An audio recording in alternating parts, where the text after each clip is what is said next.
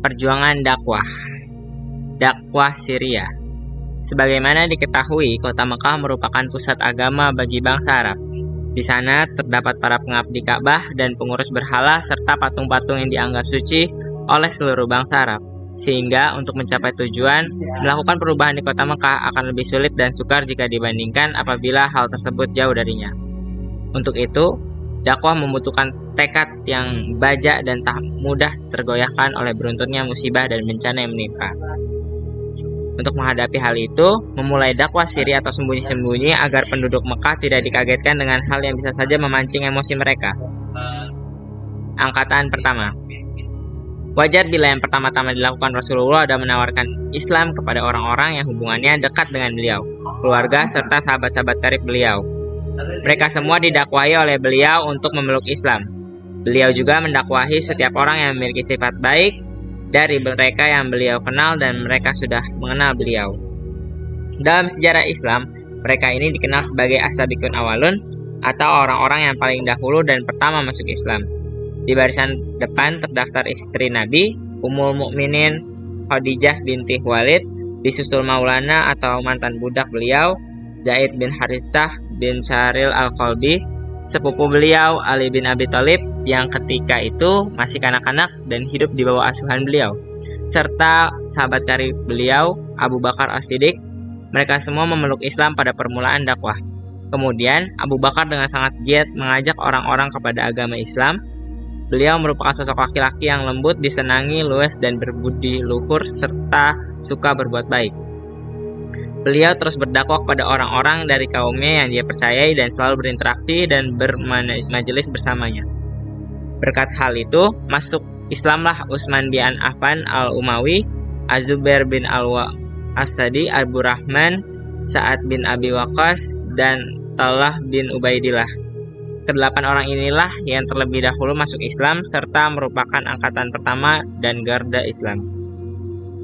Di antara orang-orang pertama lainnya yang masuk Islam adalah Bilal bin Rabah, kemudian diikuti oleh Amin atau kepercayaan umat ini, Abu Ubaidah, nama beliau adalah Amir bin al-Jarrah, beliau berasal dari suku Bani al-Harits bin Fir. Selanjutnya disusul keduanya Abu Salamah, Al-Arqam, Utsman bin Mas'un, Qadamah, Ubaidah, dan lain-lainnya. Mereka semua masuk Islam secara sembunyi-sembunyi dan cara yang sama pun dilakukan oleh Rasulullah dalam pertemuan dan pengarahan agama yang beliau berikan. Karena dakwah ketika itu masih bersifat individu dan sembunyi-sembunyi. Sementara wahyu sudah turun secara berkesinambungan dan memuncak setelah turunnya permulaan surat Al-Mudaththir. Ayat dan penggalan-penggalan surat yang turun pada fase ini merupakan ayat-ayat pendek yang berakhiran indah dan kokoh, berintonasi menyejukkan dan memikat tertata bersama suasana yang begitu lembut dan halus. Perintah sholat. Termasuk wahyu pertama yang turun adalah perintah mendirikan sholat. Ibnu Hajar berkata, sebelum Isra terjadi, beliau Rasulullah SAW berdasarkan riwayat yang pasti pernah melakukan sholat, demikian pula para sahabat beliau. Akan tetapi yang diperselisihkan apakah ada sholat lain yang telah diwajibkan sebelum diwajibkannya sholat 5 waktu ataukah tidak. Ada pendapat yang mengatakan bahwa telah diwajibkan itu adalah sholat sebelum terbit dan terbenamnya matahari. Demikian penuturan Ibnu Hajar. Kaum Quraisy mendengar perihal dakwah secara global. Meskipun dakwah pada tahapan ini dilakukan secara sembunyi-sembunyi dan bersifat individu, pada akhirnya perihal beritanya sampai juga ke telinga kaum Quraisy. Hanya saja mereka belum mempermasalahkannya karena Rasulullah tidak pernah menyinggung agama mereka ataupun Tuhan-Tuhan mereka. 3 tahun pun berlalu sementara dakwah masih berjalan secara sembunyi-sembunyi dan individu. Dalam tempo waktu ini, terbentuklah suatu kelompok kaum mukminin yang dibangun atas fondasi ukhuwah atau persaudaraan dan ta'awun atau solidaritas serta penyampaian risalah dan pemantapan posisinya. Kemudian turunlah wahyu yang menugaskan Rasulullah agar menyampaikan dakwah kepada kaumnya secara terang-terangan atau jahriyah dan menentang kebatilan mereka serta menyerang berhala-berhala mereka. Dakwah jahriyah terdapat dalam surat Asy-Syu'ara ayat 214. Surat Al-Asy'ara berbicara mengenai nasib yang dialami oleh para pendusta para rasul, diantaranya sebagaimana yang dialami oleh kaum Nabi Nuh, kaum Ad, dan Samud, kaum Nabi Ibrahim, Nabi Lut, serta kaum Nabi Syuaib, di samping yang berkaitan dengan perihal Fir'aun dan kaumnya. Semua itu dimaksudkan agar mereka yang akan melakukan pendustaan menyadari apa yang akan terjadi terhadap mereka dan siksaan Allah yang akan mereka alami bila terus melakukan pendustaan. Berdakwah di kalangan kaum kerabat. Setelah turunnya ayat tersebut, Rasulullah mengundang para kerabat terdekatnya, Bani Hashim.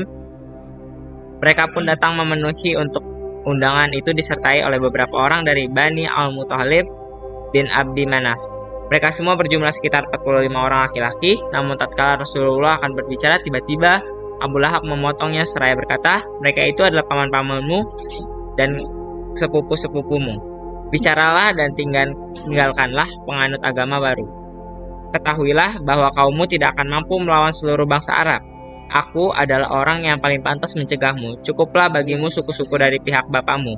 Bagi mereka, jika engkau bersikeras melakukan apapun yang kau lakukan sekarang, adalah lebih mudah ketimbang bila seluruh marga Quraisy bersama-sama bangsa Arab bergerak memusuhimu.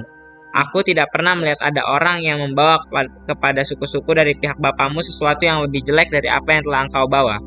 Rasulullah hanya diam dan tidak berbicara pada pertemuan itu. Sekali sewaktu beliau mengundang mereka lagi lantas berbicara, "Alhamdulillah, aku memujinya, meminta pertolongan, beriman serta bertawakal kepadanya. Aku bersaksi bahwa tidak ada Tuhan yang berhak disembah kecuali Allah semata yang tiada sekutu baginya." Selanjutnya beliau berkata, "Sesungguhnya seorang pemimpin tidak mungkin membohongi keluarganya sendiri.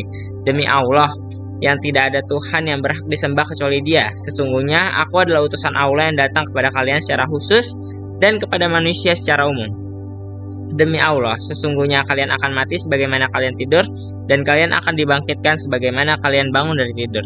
Sungguh kalian akan dihisap, dimintai pertanggungjawaban terhadap apa yang telah kalian lakukan. Sesungguhnya yang ada hanya surga yang abadi atau neraka yang kekal." Kemudian Abu Thalib berkomentar, "Alangkah senangnya kami membantumu, menerima nasihatmu, dan senang membenarkan kata-katamu. Mereka yang merupakan suku-suku dari pihak bapakmu telah berkumpul. Sesungguhnya aku hanyalah salah seorang dari mereka. Namun aku adalah orang yang paling cepat merespek apa yang telah engkau inginkan. Oleh karena itu, teruskan apa yang telah diperintahkan kepadamu. Demi Allah, aku akan senantiasa melindungimu dan membelamu. Hanya saja diriku tidak akan cukup keberanian kepadaku untuk pisah dengan agama Abdul Muthalib." Ketika itu Abu Lahab berkata, "Demi Allah, ini benar-benar merupakan aib yang besar. Ayo cegahlah dia sebelum orang lain yang turun tangan mencegahnya." Abu Thalib menjawab, "Demi Allah, sungguh selama kami masih hidup, kami akan membelanya." Di atas Bukit Safa. Setelah Nabi merasa yakin dengan janji pamannya, Abu Thalib yang akan melindunginya dalam tugasnya menyampaikan wahyu Robnya. Suatu hari beliau berdiri di atas Bukit Safa seraya berteriak, "Ya Sobahah." Lalu berkumpullah suku Quraisy. Kemudian Nabi mengajak mereka untuk bertauhid kepada Allah, beriman kepada risalah yang dibawanya, dan hari akhir. Mereka lalu menjawab, "Ya, kami tidak akan pernah tahu darimu selain kejujuran." Beliau berkata, "Sesungguhnya aku adalah pemberi peringatan kepada kalian akan azab yang amat pedih." Abu Lahab menanggapi, "Celakalah engkau sepanjang hari. Apakah hanya ini yang engkau butuhkan untuk mengumpulkan kami?" Lalu tak lama kala itu turunlah ayat Al-Masad ayat 1, sedangkan Imam Muslim meriwayatkan satu sisi yang lain dari kisah tersebut, yaitu riwayat dari Abu Hurairah. Dia berkata, "Wahai kaum Quraisy, selamatkan diri kalian dari api neraka. Wahai Bani Ka'ab, selamatkan diri kalian dari api neraka. Wahai Fatimah binti Muhammad, selamatkan dirimu dari api neraka. Demi Allah, sesungguhnya aku tidak memiliki sesuatu apapun yang dapat menyelamatkan kalian dari azab Allah. Hanya saja kalian memiliki ikatan kerabat denganku yang senantiasa akan tersambung."